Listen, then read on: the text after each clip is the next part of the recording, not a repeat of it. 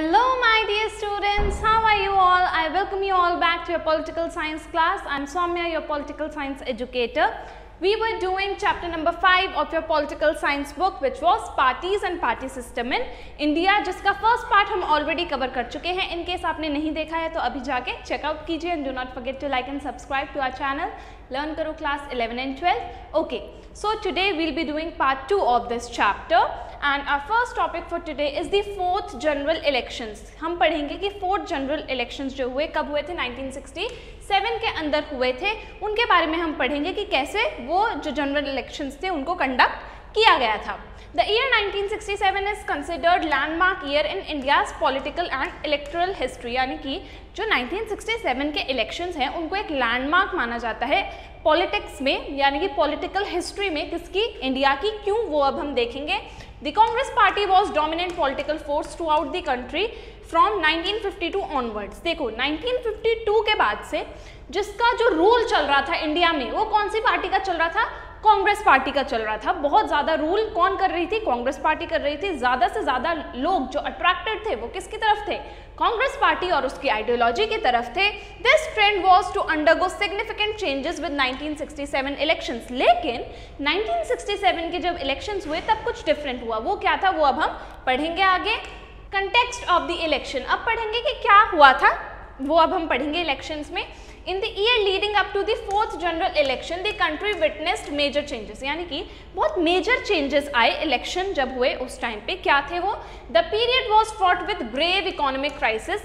ये तो हम जानते ही हैं कि कितना ज़्यादा इकोनॉमिक बर्डन था, कितना ज़्यादा इकोनॉमिक क्राइसिस था इंडिया के ऊपर. Resulting from successive failure of monsoon, ये हम पढ़ चुके हैं कि क्या हो रहा था, मानसून फेलियर हो रहा था जिसकी वजह से क्रॉप्स अच्छी नहीं हो पा रही थी और ड्रॉट आ गया था, सूखा पड़ गया था.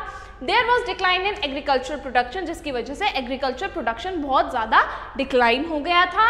Serious food shortage, depletion of foreign exchange reserve, इसके अलावा फूड शॉर्टेज हो गई थी, फॉरेन रिजर्व एक्सचेंज जो था वो भी बहुत ज़्यादा गिर गया था. Drop in industrial production, industries में भी कुछ भी प्रोड्यूस नहीं हो रहा था.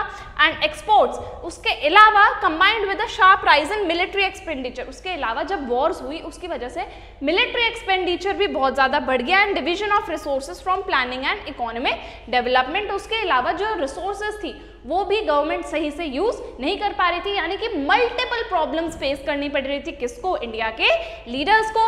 The economic situation triggered of price rise, इसके अलावा बहुत बड़ी प्रॉब्लम क्या आई कॉमन पीपल के लिए कि जो बेसिक नेसेसिटीज थी उनका प्राइस हाइक हो गया, उनका प्राइस बढ़ गया. People started protesting against the increase in price of essential commodities. ऐसे में कॉमन पीपल को बहुत गुस्सा आया कि जब जो essential commodities है जब उनका प्राइस बढ़ा दिया गया.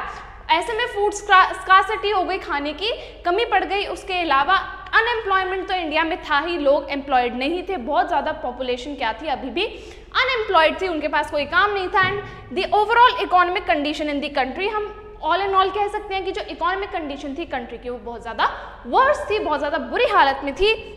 बंद्स and hartals were called frequently across the country, इसके अलावा लोगों ने हड़ताल करी. उसके अलावा लोगों ने जो ऐसे प्लेसेस थी, जो पब्लिक प्लेसेस थी, ऑफिसेस थे, उनमें जाना बंद कर दिया था. The communist and socialist parties launch struggles for greater equality. ऐसे में कम्युनिस्ट और सोशलिस्ट आइडियोलॉजी वाली जो पार्टीज थी वो सामने आई, इमर्ज होकर आई. और किसकी डिमांड करी उन्होंने, इक्वालिटी की डिमांड करी. किससे डिमांड करी, गवर्नमेंट से डिमांड करी. अब बात करेंगे कि कैसे जब कांग्रेस इतना ज़्यादा क्राइसिस को फेस कर रही थी तो ऐसे में जो नॉन कांग्रेस के जो लीडर्स थे उन्होंने क्या आउटपुट निकाला या फिर उन्होंने कैसे रिएक्ट किया इस सिचुएशन पे. ऑपोजिशन पार्टीज जो थी they were in the forefront of organizing public protest, वो इन प्रोटेस्ट में सबसे ज़्यादा आगे थी. क्योंकि ये बात हम जानते ही हैं कि जब भी गवर्नमेंट के ऊपर कुछ क्राइसिस आता है तो ऐसे में जो सबसे ज़्यादा जो अपोज करती हैं वो कौन होती है, ऑपोजिशन पार्टी. सबसे ज़्यादा जो क्रिटिसाइज करती हैं वो कौन होती है, ऑपोजिशन पार्टीज. उसके अलावा जो सबसे ज़्यादा हाईलाइट होती है या फिर किसी मैटर को हाईलाइट करती हैं वो कौन होती है, वो भी ऑपोजिशन पार्टीज ही होती है. तो यहाँ पे भी यही हुआ, ऑपोजिशन पार्टीज को बहुत अच्छा मौका मिला क्या, गवर्नमेंट को क्रिटिसाइज करने का. और उन्होंने mass number of public protest निकाले एंड प्रेशराइजिंग द गवर्नमेंट, और गवर्नमेंट को प्रेशराइज करना स्टार्ट कर दिया था। Parties oppose the Congress realise that the division of their votes kept the Congress in power, यानी कि जो पार्टीज जो अपोज कर रही थी कांग्रेस को, उन्होंने एक बात तो जान ली थी कि उनको जो वोट्स मिलते हैं वो डिवाइडेड है, जिसकी वजह से वो कांग्रेस को सही मैनर में अपोज नहीं कर पा रहे हैं। 10 parties that were entirely different and desperate in their programs and ideology got together to form anti-Congress fronts। ऐसे में कांग्रेस से बाकी पार्टीज इतना ज़्यादा डर गई थी कि उन्होंने चाहे वो अलग अलग आइडियोलॉजी की ही क्यों ना हो कोalitions फॉर्म करने स्टार्ट कर दिए थे। किसको हराने के लिए? ओनली कांग्रेस को हराने के लिए। In some states and entered into electoral adjustments of sharing seats in others, और ऐसे में उन्होंने सीट शेयर करना स्टार्ट कर दिया था। The socialist leader Ram Manohar Lohia gave the strategy of the non Congressism, यानी कि जो नॉन कांग्रेसिज्म की आइडियोलॉजी थी ये 1 मार्क्स के लिए इंपॉर्टेंट है। किसने दी थी? सोशलिस्ट लीडर थे राम मनोहर लोहिया, उन्होंने दी थी। He also produced a theoretical argument in its defense, Congress rule was undemocratic। अब राम मनोहर लोहिया ने एक आर्ग्यूमेंट रखी, किसके अगेंस्ट रखी? कांग्रेस के रूल के अगेंस्ट रखी। उन्होंने क्या कहा कि जो कांग्रेस का रूल था वो अनडेमोक्रेटिक था, यानी कि वो डेमोक्रेटिक प्रिंसिपल्स पे नहीं चल रहे थे and oppose to the interest of ordinary poor people. और उसके अलावा उन्होंने ये भी कहा कि जो कांग्रेस के लोग हैं या कांग्रेस के जो मिनिस्टर्स हैं वो कॉमन पीपल के इंटरेस्ट के बारे में नहीं सोच रहे हैं। Therefore the coming together of the non Congress party was necessary. इसलिए राम मनोहर लोहिया ने कहा कि ऐसे में नॉन कांग्रेस जो लीडर्स हैं या नॉन कांग्रेस जो पार्टीज हैं उनको साथ मिलके आना चाहिए for reclaiming democracy of the people, ताकि डेमोक्रेसी के एसेंस को रिस्टोर किया जाए और लोगों को सेफगार्ड किया जाए और लोगों को प्रोटेक्शन दी जा सके।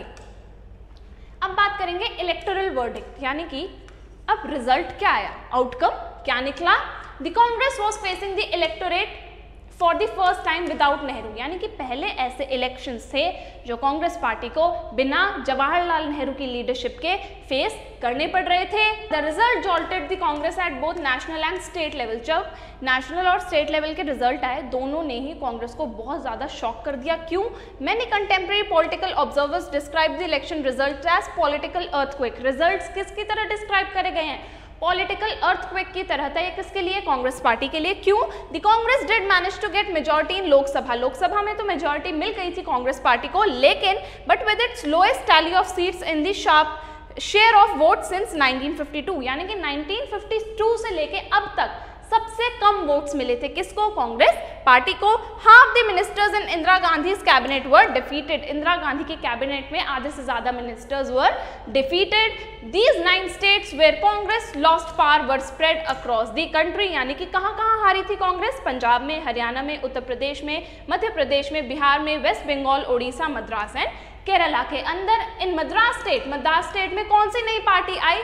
Regional party. रीजनल पार्टी कौन सी थी? DMK, Dravida Munnetra Kazhagam party power में आई, सिक्योरिंग अ क्लियर मेजॉरिटी, यानी कि क्लीन स्वीप हुआ था कहाँ पे?